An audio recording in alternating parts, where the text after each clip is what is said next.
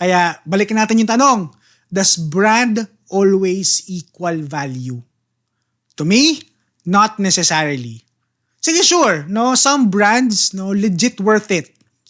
Like mga sapatos, mga bags, kasi tatagal talaga ng year, especially kung branded. Kasi quality yung materials and yung craftsmanship. Pero on the other hand, marami din namang instances na hype lang talaga siya. You're not paying for the fabric. You're just paying for marketing.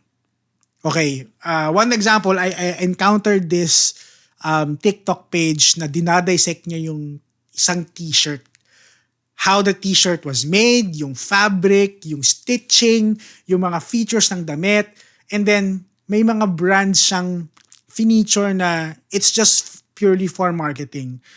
Na mabibili mo yung same type ng damit, same fabric for a lower cost, and it will do the same job instead of buying this brand na sobrang mahal. So again, marketing lang yung binayaran mo.